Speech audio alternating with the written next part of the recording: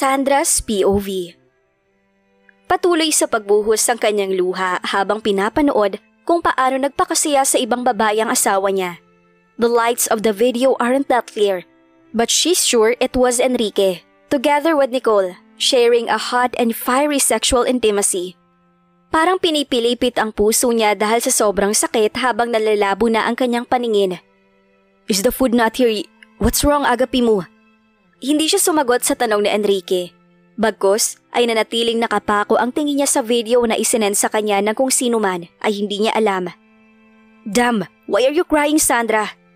Dahan-dahan siyang nag-angat ng tingin sa lalaking kaharap. How could he break her heart all the time? Ganito ba talaga kapag nagmamahal ka? Paulit-ulit kang masasaktan? Kita niya ang naguguluhang ekspresyon nito, pero wala siyang lakas ng loob na magsalita. She can feel the numbness of her heart. Napatingin si Enrique sa hawak niyang cellphone at marahan itong hinablot.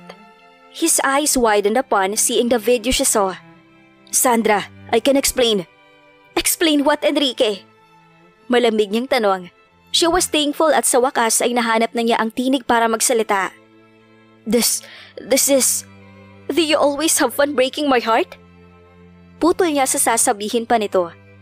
No, it's not that, Sandra. This video was a long time ago. And I don't even know that this exists. Hindi pa tayo magkakilala nito.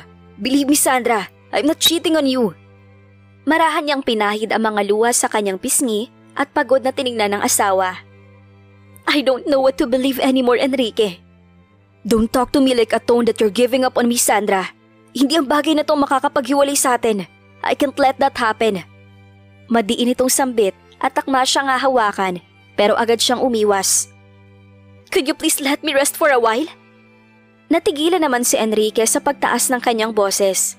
Mabuti na lang at nasa VIP ang reservation nila kaya malabong may makarinig mula sa labas kahit pa magsigawan sila. Ever since you came into my life, ay lagi na lang akong nasasaktan. Dati hindi ako nakaramdam ng ganito. Pero ngayon, konting galaw mo lang. You cause every heartbreak to me at napapagod ako. Ayoko na ganito.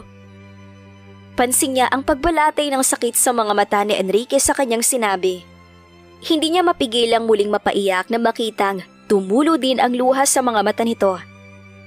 I'm sorry, Sandra. I didn't mean all of this. I'm sorry kung yun ang nararamdaman mo. I'm so sorry. But please, don't give up on me, Agapi mo. You can get mad at me all you want. Just don't give up on me. Hindi ko alam, Enrique. I wanna go home. Tanging na isagot niya rito. Kita niya ang panlulumo nito na ipinagsawalang bahala na lang niya. Maging sa buong biyahe nila pauwi ay tahimik pa rin siya. Pagkarating nila sa mansyon ay hindi na niya hinintay na makababa ang asawa. Nauna na siya at agad na dumiretso sa kanyang silid. Hanggang sa narinig niya ang mahinang pagbukas ng pinto, pati ang unti-unti nitong pagsara. Nang makalapit ang mga yabag ng paa ay siya ring paglundo ng kanyang kama. Tumabi si Enrique sa kanya at mahigpit siyang niyakap mula sa kanyang likuran.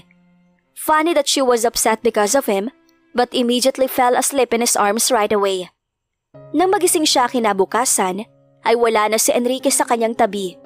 Pero maya-maya pa ay bumukas ang pintuan at bumungad rito ang lalaki na may dalang tray ng pagkain. Kunot noon niya itong pinagmasdan habang papalapit sa kanya. What are you doing, Enrique? Serving you breakfast in bed, Sandra. Hindi niya mapigilang mapaikot ang mata. Totoo nga talagang kasabihan na magpapakabait ang tao kapag may nagawang kasalanan. Hindi mo na kailangan gawin yan. Nag-angat ng tingin sa kanya si Enrique at bakas sa mga mata nito ang puyat. He got big eye bags underneath his eyes. So he didn't sleep last night while hugging her? Just let me do it, Sandra. Our date last night is already ruined, kaya kahit ito man lang, hayaan mo ko. Sa huli, ay nagpakuwala na lang siya ng isang malalim na buntong hininga at hinayaan na si Enrique sa gusto nito. Matapos niyang kumain at makapag-ayos, ay dumiretso na siya sa opisina. What's with that face? Biyernes Santo ulit? Tanong ni Wilma sa kanya. Inanyayahan siya kanina ng kaibigan kaya ngayon ay kasalukuyan silang kumakain ng tanghalian sa restaurant na malapit sa kanyang opisina. Sa sinabi ng babae, ay mas lalo siyang napasimangot. The video she saw kept on replaying in her mind that drove her mood gloomy. Huy, mag-share ka naman dyan! Mariin siyang napapikit. Ever since she got married, ay hindi pa siya nakapagsasabi sa best friend niya ng mga bagay-bagay na tungkol sa kanilang mag-asawa. She doesn't know she was this secretive to her, kaya naman napagpasyahan niyang mag-open up dito kahit konti lang. OMG! So you mean you saw a video of him with his ex-girlfriend? No, it's ex-fun buddy na matagal nang nangyari? Napatango siya, kahit siya ay kumbinsidong matagal na yon base sa mga itsura nila. But she can't help herself in getting jealous. At isa pa, may karapatan din naman siyang magselos dahil asawa naman siya ni Enrique. So ngayon, LQ kayo at dadma ang peg ni Fafa Enrique? Muli siyang napatango, pero mabilis na napangiwi ng pitikin nito ang kanyang noo. Aray, bakit ba? Pinagkrus naman ni Wilma ang mga braso nito saka siya matama na tiningnan. Para magising ka sa kahibangan mo. I understand na nagsiselos ka. Pero bestie, past na yon. At sabi mo pa nagsorry siya at mahal ka niya. Ano pa bang inaarte mo? Masakit nga, di ba? Palibhasa kasi puro saya siguro ang takbo ng love life mo. Masaya namang napangiti ang kaibigan nang mabanggit niya ang love life nito. Paano ba namang hindi magiging masakit? Memorize mo na yata yung ginawa nila at siguradong hindi mo rin dinilit dyan sa cellphone mo. Dagdag pa nito, napasandal siya sa kanyang upuan at napaisip. Should she reconcile with him that fast? Tingin mo ba mas mainam na makipag-ayos ako sa kanya agad-agad? Hindi pa kurupukan yun? Bruha, at least ikaw ang legal wife at mahal ka, kaya san ka pa? Pero seryoso bestie, alam kong wala kang ideya sa mga ganito kasi unang lalaki pa naman si Enrique sa buhay mo. Pero hindi mo naman kailangan patagalin kapag nag-away kayo as long as mahal niyo ang isa't isa. Dahil sa mga sinabi ni Wilma ay parang naliwanagan din siya. Salamat bestie ha. Paano na lang ako kung wala ka sa buhay ko? Proud namang umiti ang kaibigan sa kanya. Siyempre naman, kaya yung Nicole na yan, ilang paso mo yan at isampal sa mukha niya ang marriage certificate ninyo mag-asawa para magtigil siya sa kakapantasya kay Fafa Enrique, no? Sure talaga ako na siyang nagpadala ng video na yon para pag-awayan kayong dalawa ng asawa mo. Naku, kung makikita ko yung peste na yan ay malalagot talaga sa akin ang babaeng yan. Marahil ay tama ang kaibigan niya. Nicole wanted to ruin her relationship with her husband. Halata naman sa kilos ng babae na may gusto pa ito sa asawa niya at hindi siya papayag na magtatagumpay ang bruhang yon. Nang matapos ang pag-uusap nila ni Wilma, ay kaagad naman din siyang nagpaalam dito. Gabi na makauwi siya sa kanilang mansyon. Enrique insisted on picking her up pero tumanggi na siya at nagtaxi na lang. Naabutan niya ito na nakaupo sa sofa. Base sa itsura nito ay mukhang bagot na ito kakahintay sa kanya. Nang maramdaman nito ang presensya niya, ay mabilis itong tumayo at naglakad papalapit sa kanya. There you are. Kanina pa ako naghihintay sa'yo. Nakabusangot nitong Saad. Matraffic kaya ako natagalan. Then you should have let me fetch you. I told you na kaya ko na nga, diba? Aniya at pinandilatan ito ng mata. I'm sorry. I was just worried and they want to have dinner with you. Okay, magbibihis lang ako. Sagot niya na may munting ngiti sa labi. Para namang nagulat ang lalaki sa inasta niya, kaya mas lalo siyang napangiti. Sa kanilampasan ito para umakyat sa kanyang silid at magbihis. Akin ka lang, Enrique, kaya hindi ako papayag na agawin ka ng iba kahit sino pa yan sila sa buhay mo noon. Ani ng isipan niya. Pareho silang walang imik at tanging kalansingan lang ng kubyertos ang maririnig sa buong dining room. Pero ganun pa man, ay ramdam niya ang manakanakang sulyap na ipinupukol ni Enrique sa kanya. Ilang saglit pa ay narinig niya ang ilang tikhim na pinakawalan nito, kaya nag-angat na siya ng tingin. I will be going to Mindanao with Dad tomorrow. Panimula nito. Is it about the campaign? Yeah. Is it fine with you? I mean, I can refuse that kung hindi komportable sa'yo na pumunta ako, knowing that Nicole. It's fine, Enrique. You can go. Walang problema sa akin yon. Putol niya rito. Naaalibadbaran kasi siya tuwing binabanggit nito ang pangalan ng pesting yon. Talagang ayos lang sa'yo? Nahihiwagaan itong tanong kaya tumango siya ulit. Ay to, pagbabawalin mo ko. Bulong pa nito, pero dinig na dinig naman niya. Ngumiti siya ng matamis kaya mas lalong nawirduhan sa kanya ang asawa. Hindi kita pagbabawalan dahil sasama ako sa pangangampanya para sa daddy mo. Sasama ka? I thought you were busy in the office. Tanong nito na nagpaangat ng kanyang kilay. Why does he sound like he doesn't want her to be there? Bakit? Ayaw mo ba akong sumama sa'yo doon? Hindi naman sa ganon, kaya lang ano, para makachancing ng todo si Nicole sa'yo? Kung ayaw mo kong pasamahin, edi wag ka nalang pumunta. Kita niya ang pinipigilang ngiti sa labi ni Enrique na mas lalo niyang ikinainis. Something funny? Nothing, agapi mo. I'm just happy that we can be together at hindi na ako masyado mangungulila sa'yo. Nito na lihim niyang ikinangiti. Matapos maghapunan ay sa silid niya sana siya matutulog, subalit napakakulit ni Enrique kaya ang ending ay magkatabi sila ngayon sa silid nito habang magkayakap. Agapi mo? Are you still mad at me?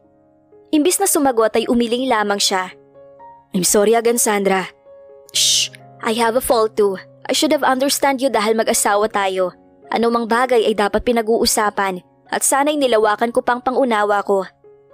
Aniya saka nag-angat ng tingin. I'm so lucky to have you, agapi mo. Hindi ko alam ang gagawin ko kung sakaling mawawala ka sa akin. Ano ka ba? Why are you talking like that? Hindi naman sumagot ang lalaki. Bagos ay pinatakan siya ng masuyong hagkan sa noo.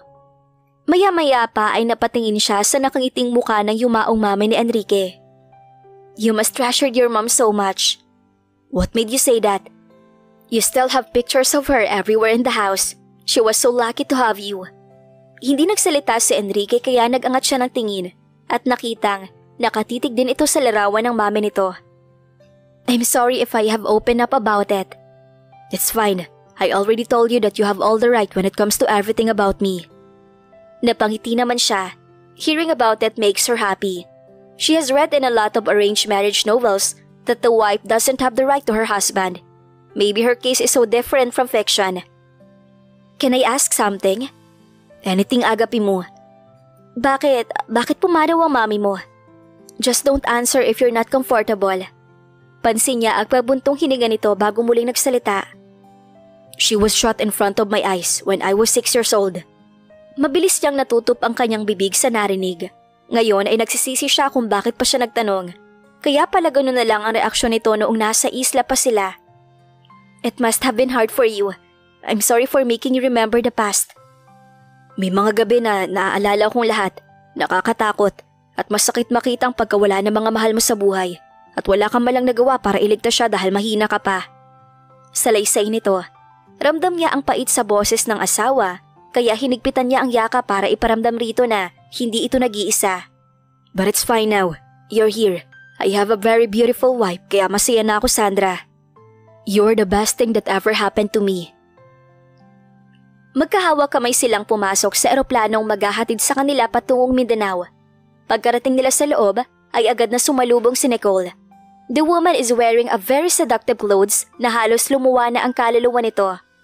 Nicole was about to approach Enrique pero natigilan ito na makita siya. What are you doing here? Mataray nitong tanong. I came here to accompany my husband and show support to my father-in-law, I guess. Puno ng sarkasmo niyang tugon. Your presence isn't needed here, kaya… Stop treating my wife like that, Nicole. Puno ng otoridad na saad ni Enrique. And why not? Makakagulo lang ang babaeng yan at walang maitutulong doon. I am the campaign manager, kaya alam ko ang ginagawa ko. Itigil mo ng pagsasama sa kanya at paalisin mo na siya ngayon din. Do you think I care about the damn election anymore? I will bring her cause she's my wife and I want her to be with me. Stop acting like you're in control of all the situation, Nicole. Dahil wala kang karapatang pagsabihan ako sa kung ano ang dapat kong gawin. May diing saad na Enrique. She saw how Nicole's face changed. Marahil ay nasaktan ito sa sinabi ni Enrique. Marahan siyang hinila ni Enrique para humanap ng mauupuan. Serve you right. She mouthed as they passed through Nicole. Kita niya ang galit sa mga mata nito pero wala siyang pakialam pa doon. Matapos ang ilang oras na biyahe ay lumapag ang eroplano sa kanilang destinasyon. Wala namang sinayang na oras si Don Emmanuel dahil agad nitong sinimulan ang meeting de avance. Maya-maya ay sandaling nagpaalam si Enrique sa kanya at kinausap sa tingin niya mga bodyguards habang siya ay naiwan sa backstage. Sobrang daming tao sa naturang event kaya kailangan din ng puspusang pagbabantay.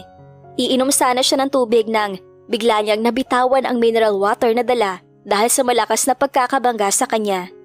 Lumingon siya at nakita si Nicole na nakatayo habang nakamasid sa kanya. You still didn't learn, huh? Didn't you receive my gift for you?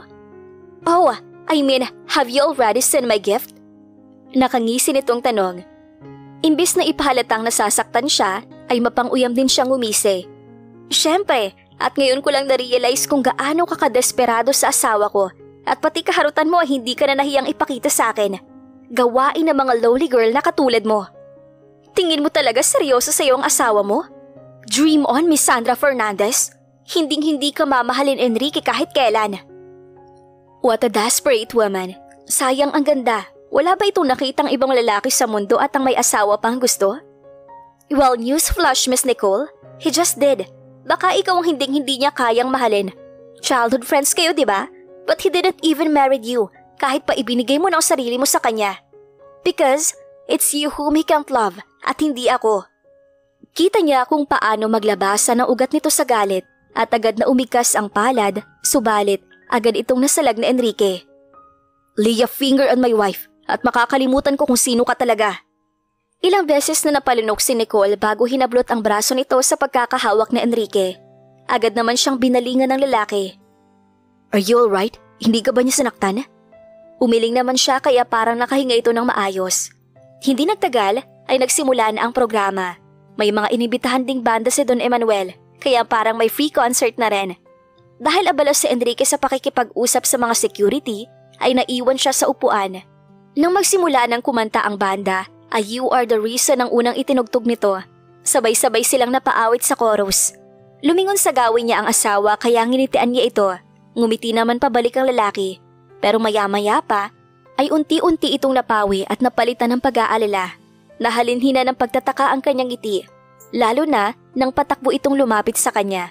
Pero hindi pa man nakarating si Enrique ay may mainit na bagay ang tumama sa kanyang bandang leeg.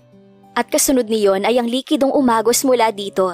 Unti-unti siyang nakaramdam ng hindi matatawarang sakit at nawala ng lakas. Pero bago pa man siya bumagsak sa sahig, ay nasalo na siya na matipunong bisig ng asawa. Sandra! Gimbal nitong sigaw, saka napatingin sa kanyang sugat. Mariin siyang napakapit sa kamay nito, hanggang sa unti-unti siyang nanghina at napapikit. Sandra, don't you dare sleep on me! Huling kataga niyang narinig bago siya tuluyang nawala ng malay. Enrique's POV. Hawak niya ang kamay ni Sandra habang lulan sila ng ambulansya papunta sa pinakamalapit na ospital. She was shot on her shoulder at marami ng dugo ang nawala na labis niyang ipinag-aalala. He was brave dahil na rin sa klase ng mundong kinalakihan niya, but he can't help himself from getting afraid for his wife's situation. Sinisisi niya ang sarili niya sa nangyari. If he was fast enough ay hindi matatamaan ng bala si Sandra, but he was weak.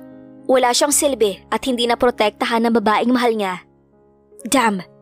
Ramdam pa niya ang panginginig ng kalamnan niya na para bang bumabalik siya sa nakaraan. Hindi niya maiwasang mapaiyak nang maalala kung paano bumagsak sa kanyang harapan ang mami niya noon nang paslangin ito ng kanilang kalaban sa organisasyon na walang iba kundi ang ama ni Sancho na siyang nagsilbing bodyguard ni Sandra. Sir, hanggang dito lang po kayo. Hindi po kayo pwedeng sumama sa loob. Awat ng nurse sa kanya. Kahit labag man sa kanyang loob, ay wala siyang nagawa kundi sundin ang mga ito. Just please save my wife. Don't worry, Mr. Hipolito. We'll do everything para siguraduhin magiging ligtas ang asawa ninyo. Tugon naman ng doktor. Marahan siyang tumango at nangihinang sumandal sa pader saka napaupo. Hinding-hindi niya kakayanin kung may masamang mangyayari kay Sandra. He loves her so much that losing her will be the end of him. Maya-maya pa ay tumunog ang kanyang telepono at nakitang si Artemio ang tumatawag. Hello? Hello, Sir Enrique. We already have the assassin. Muli siyang napasulyap sa operating room bago bumaling sa kanyang cellphone. I need to make sure that my wife is okay first before I leave. Guard him for now. Don't let him escape. Kailangan ko pang malaman kung bakit niya binaril ang asawa ko. Malamig niyang wika bago ibinaba ang tawag. Hindi niya alam kung ilang oras ang itinagal ng operasyon. Ang tanging batid niya lang ay ang pakiramdam na sobrang bagal ng bawat minutong lumilipas. Hindi nagtagal ay bumukas ang operating room na kinaroroonan ni Sandra, kaya hindi na siya nag-aksaya ng panahon at agad na tumayo para salubungin ng doktor na nag-asikaso sa asawa. Doc, how's my wife? She's safe, right? Ayos na bang kalagayan niya? Sunod-sunod na tanong niya rito. Thankfully ay nakaligtas na siya sa kritikal na kondisyon matapos namin makuha ang bala na tumama sa kanyang balikat, Mr. Hipolito. Your wife is lucky dahil hindi tumama sa mismong puso niya ang bala. And for now ay oobserbahan na lang muna namin siya. Tugon ito sa kanya. Nakahinga siya ng maayos sa narinig at pinagmasdan niya ang maputlang mukha ni Sandra habang nakapikit pa rin. The woman have undergone blood transfusion dahil sa dami ng dugong nawala rito. Kuyom ang kanyang kamao habang nangangating makaharap ang sniper na tumarget dito. He'll make sure that the culprit won't see any tomorrow of his life after facing him. Maya-maya pa ay bumukas ang pintuan at bumuod ang kaibigan niyang si Henry na siyang tinawagan niya para pagbilinan kay Sandra. He was the only one he can trust to look after her for now. "Hey bud, how is she?" Bungad nito sa kanya. "She's stable for now, but still under observation." "Ano, aalis ka na ba?" "Yeah, I need to interrogate the bastard." "Go on man, ako na munang bahala sa asawa mo." Tugon naman ni Henry. Lumapit muna siya kay Sandra at marahang hinaplos ang pisngi nito, saka pinataka ng marahang hagkan sa noo. "I'll be back agapi mo." Paalam niya at muling hinarap si Henry. "Please take care of her bud. Lagot ka sa akin kapag may nangyaring masama sa kanya." Banta niya sa kaibigan at tinawanan lang nito. Agad siyang pumunta sa lugar kung nasaan sila Artemio. Halos paliparin na niya ang sasakyan para lang agad na marating ang naturang abandonadong gusali. Nang makarating siya ay naroon na ang lalaki. Nakaluhod ito habang may poses sa mga kamay at nakatali ang mga paa. Mabilis siyang naglakad at sinugod ng suntok ang lalaki. Nawalan ito ng balanse at natumba sa sahig. Hindi pa siya nakontento at inundayan ng suntok ang bihag hanggang sa nagkasugat-sugat na din ang sarili niyang kamay. Lupay-pay na ang lalaki nang tigilan niya ito pero nakuha pa rin itong umisi. "Sino nag-utos sa'yo?" Gigil niyang tanong habang kinikwelyuhan ito. "You knew the answer to that, Hipolito?" Nangihina nitong sagot. "Stop that and give me a damn answer! Sino nag-utos sa'yo?" Kahit sa kalagayan iyon ng lalaki, ay muli pa rin itong humalakhak, kaya kinuha na niya ang kanyang armas saka itinutok sa noo ng lalaki. "Sino nag-utos sa'yo?" "Your father." Lalong humigpit ang hawak niya sa armas. "Your father hired me to assassinate your wife, enough for her to get hospitalized." Nakangisi nitong bunyag. Imbis na patamaan ng lalaki ay pinalo niya ito sa noo, dahilan para mawalan ito ng malay. Muli niyang itinago ang hawak saka bumaling kay Artemio na nakatayo malapit sa kanya. "Take him to the dungeon, Artemio." "Yes, Sir Enrique." Nauna siyang lumabas at muling pinaharurot ang sasakyan patungo sa hotel na tinutuluyan ng kanyang daddy. Napakaraming media sa labas kaya ingat na ingat siyang wag mahalata ng mga taong naroon. Pagkarating niya sa eksaktong silid ay pumasok siya nang hindi kumatok. Hindi naman pumitlag ang kanyang ama at nanatiling nakaupo sa couch habang may hawak na kupita ng alak. Parang inaasahan na ng matanda ang pagsugod niya. "Why did you do it?" Malamig niyang tanong. "Why would I not do it? It's a great suggestion coming from your future wife, Enrique." Mabilis sumulak ang galit sa kanyang puso at agad na kinuwelyuhan ang matanda dahilan para mapatayo ito. Akmang pipigilan siya ng mga bantay ng ama pero sinenyasan lamang ito ng Don at bumalik na sa pwesto ang mga ito. "Masyado ka nang naa-attach sa babaeng yon na alam mong nasa disposal siya pagkatapos kong manalo ngayong halalan." Matalim nitong saad saka tinanggal ang kanyang kamay sa kwelyo nito. "You won't be touching her," aniya rito. "You must have forgotten the plan kaya pinaalala ko lang sa'yo. You should thank me that the woman was still alive.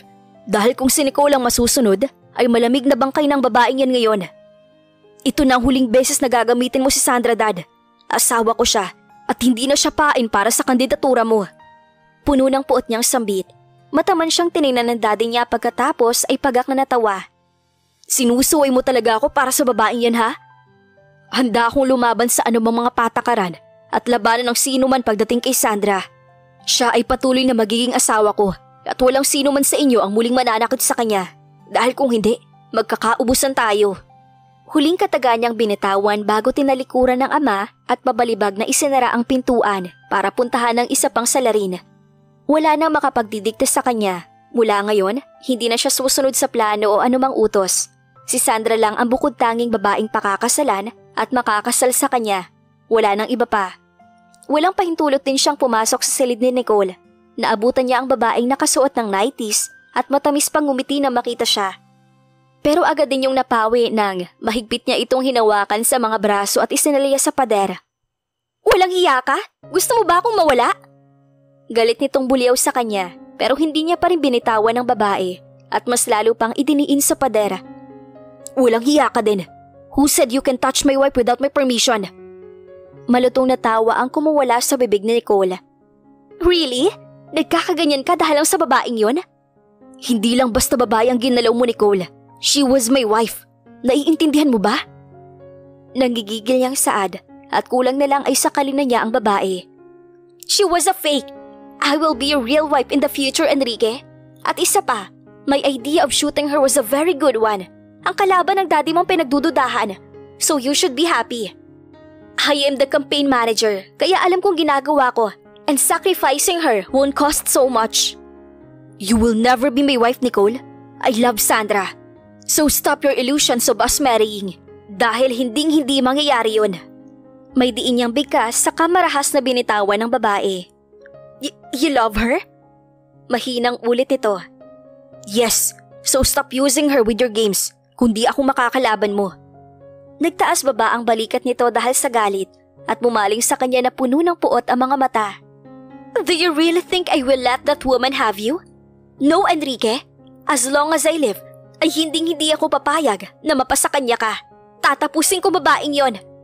Hysterical nitong sigaw kaya muli niyang isinalya sa padarang babae. Try me, Nicole. Dahil you gotta see what you're looking for. You can't be serious, Enrique. Too bad, Nicole. I am. Kaya subukan mong hawakan ni dulo ng daliri ni Sandra at kakalimutan ko kung sino ka, pati ang pinagsamahan nating dalawa at ng ating angkan. Para namang hindi makapaniwala si Nicole sa sinabi niya at nanatili itong nakatulala. Agad na niyang nilisan ang silid nito para puntahan ang kanyang asawa at tingnan ang kalagayan nito.